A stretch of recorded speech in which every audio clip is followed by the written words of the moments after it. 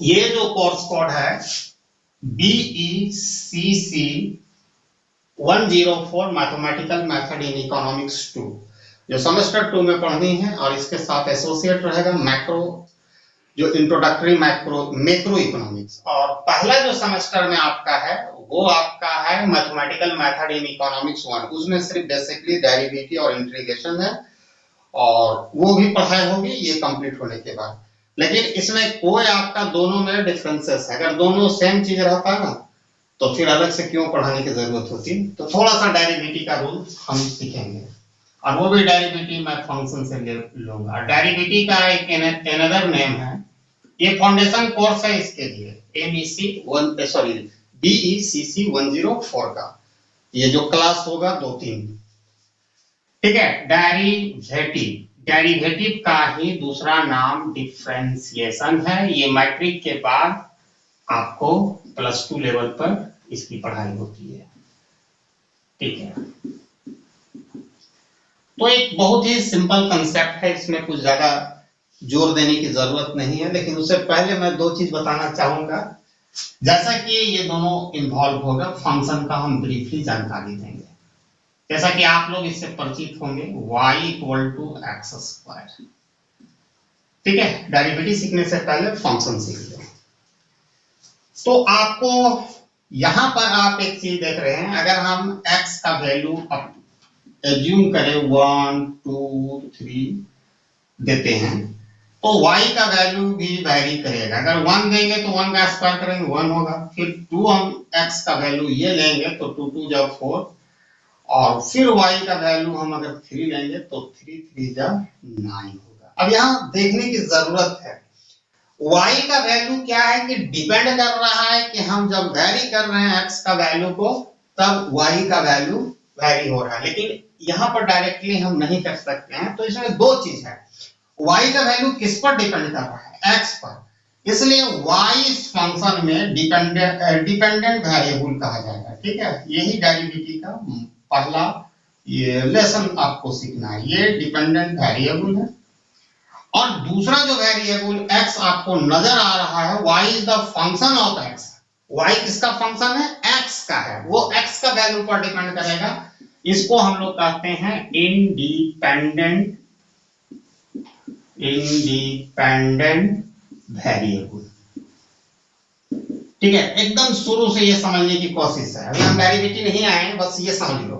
क्योंकि y जो है वो फंक्शन है x का, और x के वैल्यू पर y करता है। अभी y का एक लंबा फंक्शन में देखें तो ax² + bx + c, तो c इज द कांस्टेंट। तो यहाँ y का वैल्यू किस पर डिपेंड करेगा? x पर। ये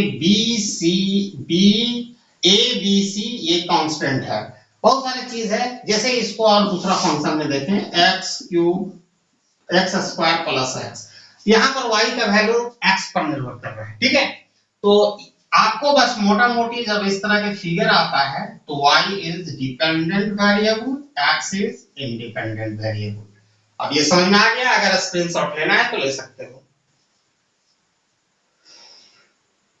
ठीक है।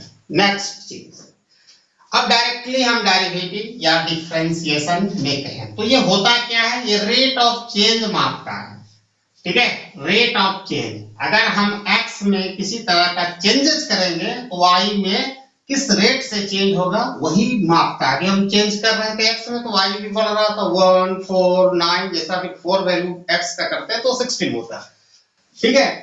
तो यहाँ पर y is the function of x and x =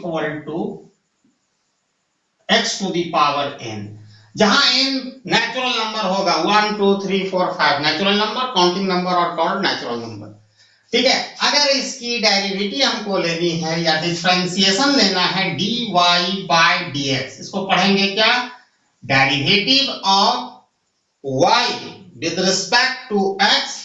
बस इसको ये देखो, पहला कंडीशन है y फंक्शन होना चाहिए x में, तभी उसके रिस्पेक्ट में हम डेरिवेटिव या डिफरेंशिएशन ले सकते हैं। बस ये फॉर्मूला है।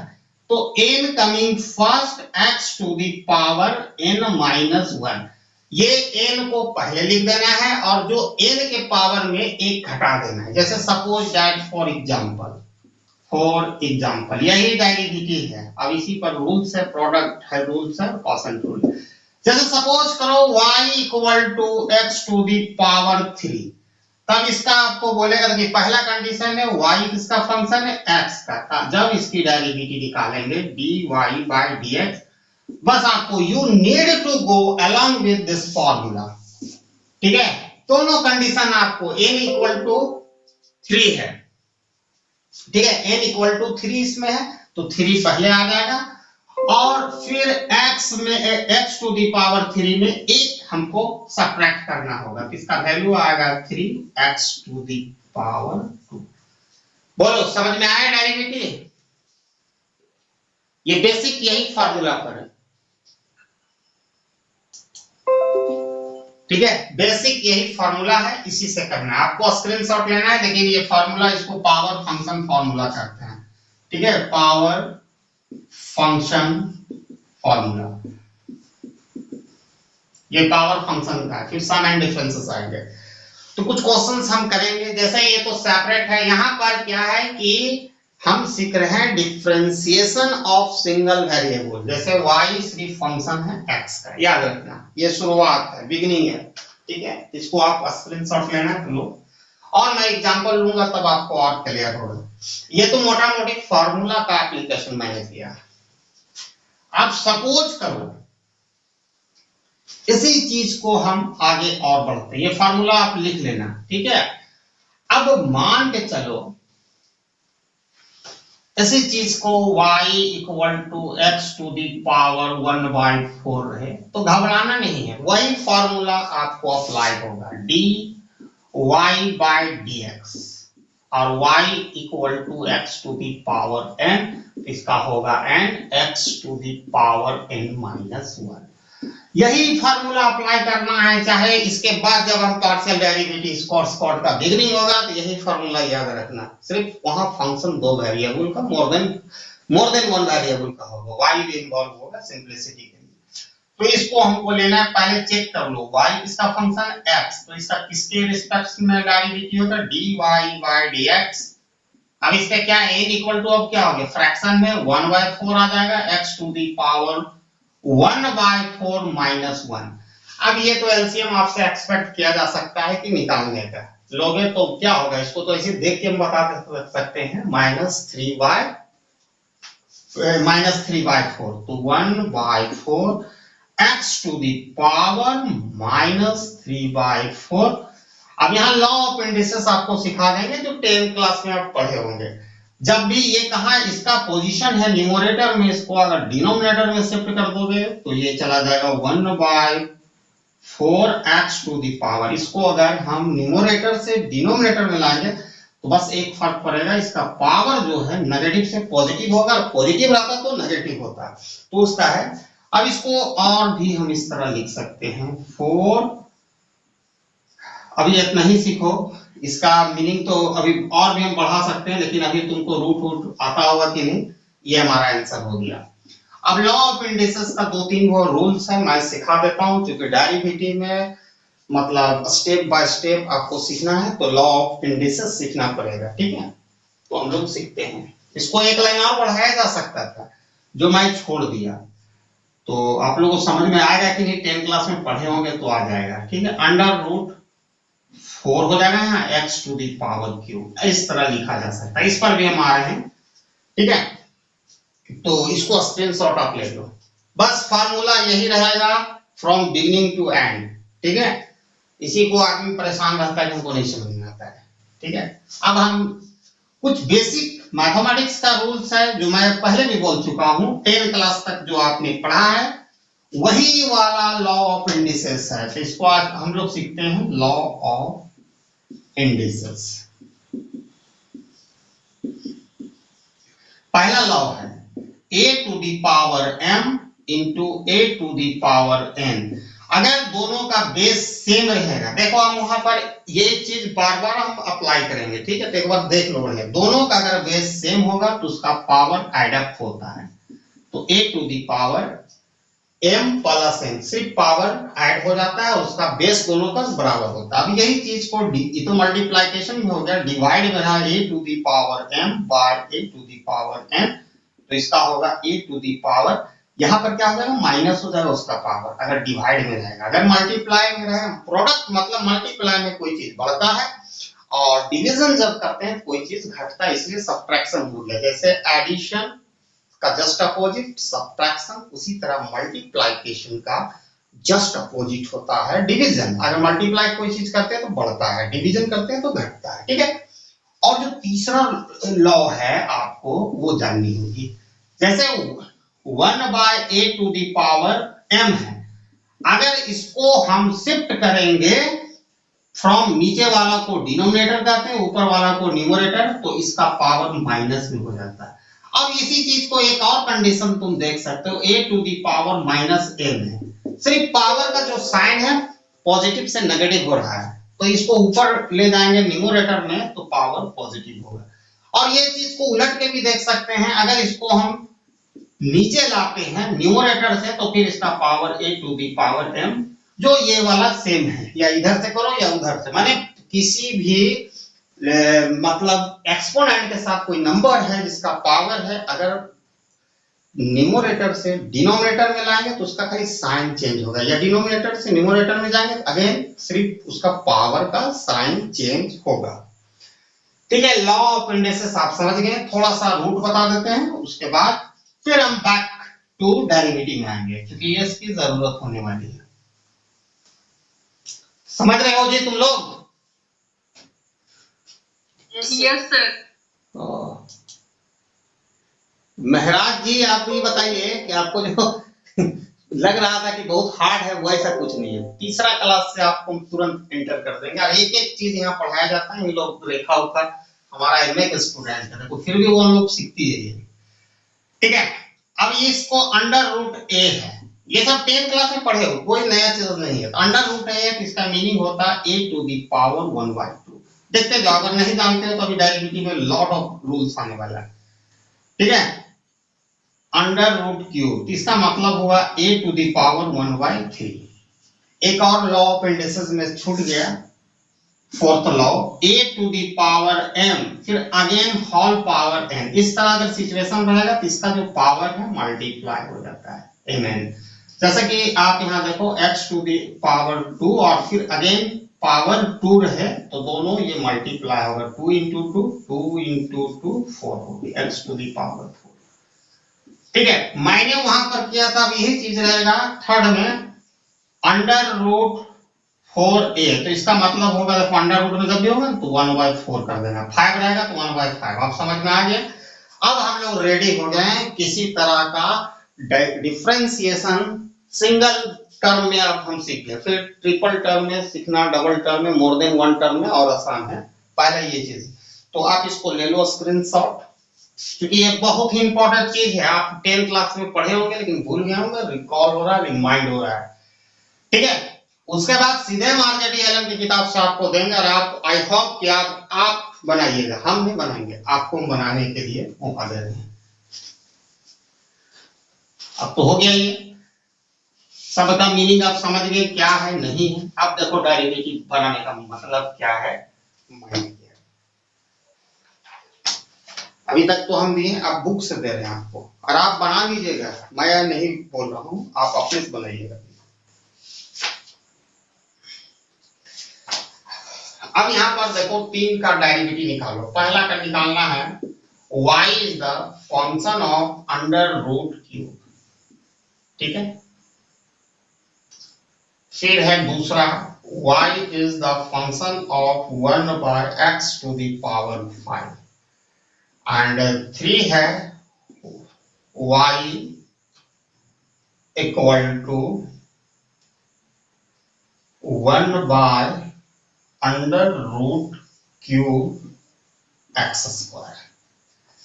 ये 3 ऐसा डेरिवेटिव है जो अभी हम सब सिखाए हैं आपको, लेकिन फिर भी मैं रिकॉल कर देता हूं, बस इसको पहला हम 1 का बनाना चाह रहे हैं। तो y इक्वल टू क्या दिया, under root x to the power cube. तो अभी मैंने सिखाया ना, किसी भी संख्या का अंडर रूट पावर यहाँ कुछ नहीं लिखा रहेगा तो इसका मीनिंग है 1/2, a टू द पावर 1/2। अगर रूट हटाकर हम लिखेंगे तो 1/2। अगर यहाँ 3 रहता तो यहाँ 3 रहता, 4 रहता 4, जैसा कि हम लोग देखे थे।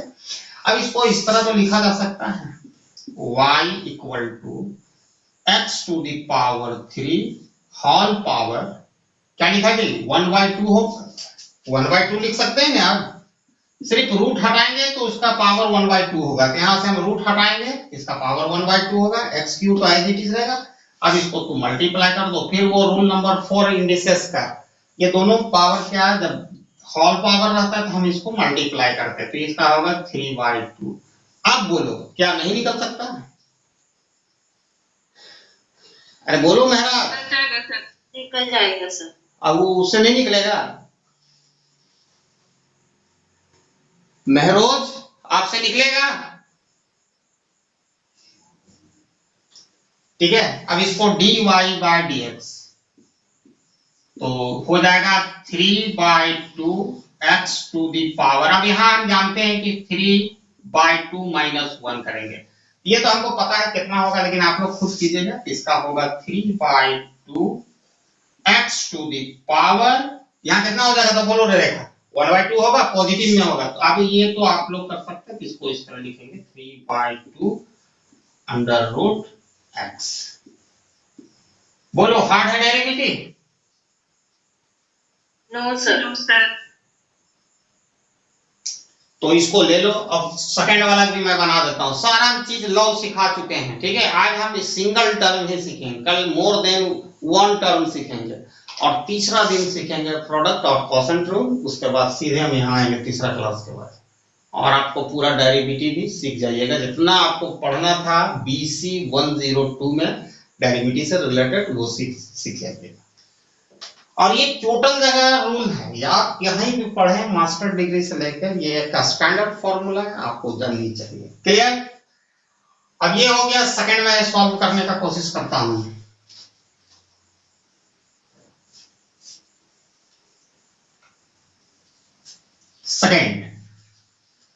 सेकंड में आपको क्या करना है, यहां देखो y equal to 1/x to the power 5। अब इसको शिफ्ट करेंगे तो इसका जो पावर डिनोमिनेटर से न्यूमरेटर में लाएंगे तो बस एक ही चीज चेंज रिफ्लेक्शन होगा, इसका जो पावर है वो माइनस हो जाएगा।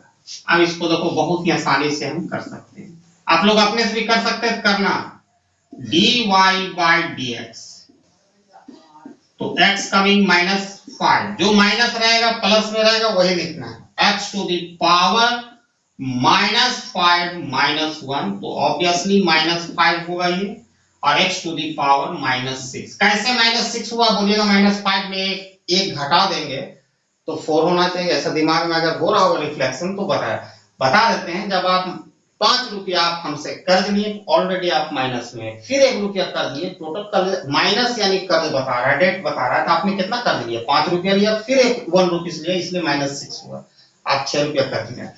अब इसको आप इस तरह भी लिख सकते हैं -5, और इसको नीचे शिफ्ट कर देंगे x to the power 6। This is the answer of this derivative. ठीक है। थर्ड, क्या थर्ड आप लोग बना लीजिएगा? Yes sir. और आप लोग ये नए बच्चे लोग, तुम लोग का कम्युनिकेशन का बहुत पुअर बीमारी है, कभी नहीं सीखोगे। जब जो पूछा जा रहा है बोलो। अब हम तुमको चैलेंज करते हैं कि कहां नहीं समझ में आ रहा है हमको ये बताओ तुम लोग, तो चुप लगा देते हो यार, यानी तुम लोग समझ ही नहीं रहा है, या तो क्लास नहीं करते हो बढ़िया से। इसको लेना ले लो। हो गया?